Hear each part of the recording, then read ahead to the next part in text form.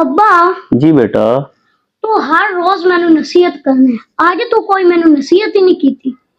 बेटा आज दी नसीहत ये है कि इंसान दी जिथे इज्जत ना होवे इंसान नु दूसरी बारी उत्थे कदम नहीं रखना चाहिए। छाड़ यार अब्बा इस नसीहत ते तो तू आप अमल नहीं करना। ओ किवें? तेरी घरे इज्जत कोनी तो तू मुड़ शामी हट ते आ जाने।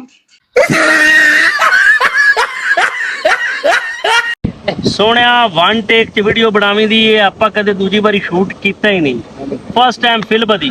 भैया टिकटॉक ते वीडियो तू बनाना है। अल्लाह दा शुक्र है भाई आपा ही बनावी दी है ते भाई को चाहिए बना ले करो।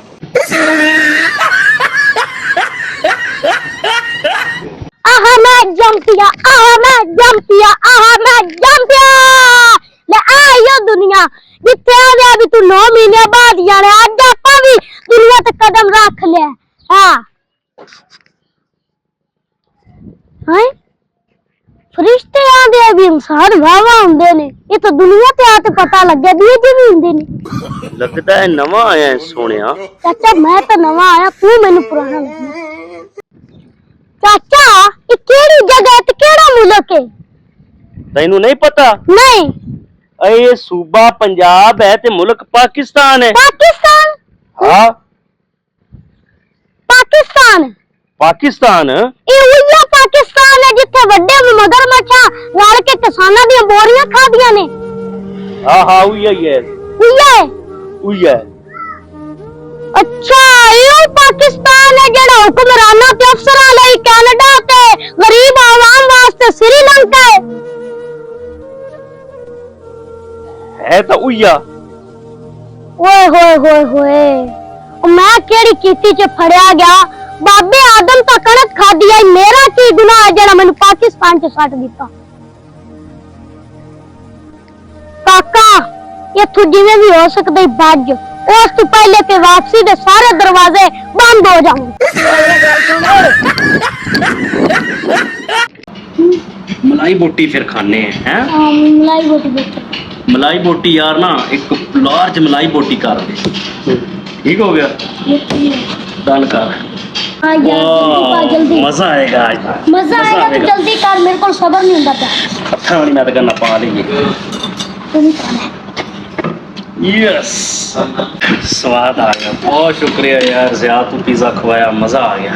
की मतलब पिज़्ज़ा खवाया क्या था शुक्रिया? तो पिज़्ज़ा तू खवाया और की तू मैं कहता खवाया मैं तो पैसे पूसे कौन ले आंदे मैं तो क्या भी तू खवाया ना कर या तो तू ले आए तू ले आया वड्डा पैसे तो कोई नहीं भाई आ भांडे जेडे धोने ने दस दो मुड़ सी जाते मईयां विचों बणियां ने। जी नाजरीन आज आजम खान अपना इंडिया के साथ मैच खेलने जा रहे हैं और आज इनसे हम पूछते हैं कि ये अपनी परफॉर्मेंस कैसी करेंगे। आजम खान इंडिया के साथ मैच खेलने से 1 घंटा पहले या अल्लाह इंडिया के खिलाफ 4-5 छक्के लगवा दे मेरे मालिक। मैं पिज़्ज़े की कुर्बानी दूंगा। पिज़्ज़ा तो मुझसे नहीं छोड़ा जाएगा। या अल्लाह मैं बर्गर की कुर्बानी दूंगा बर्गर भी मुझसे नहीं छोड़ा जाएगा।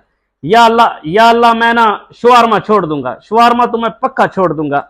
मेरे मौला 4-5 छक्के लगवा देना पहले भी बड़ी मिट्टी पलीत हुई है। एक तो ये मक्खियों ने तंग किया हुआ है दूसरा पाकिस्तानी अवाम ने तंग किया हुआ है। बंदा जाए तो कहां जाए। ये क्या खारिश हो रही है यार।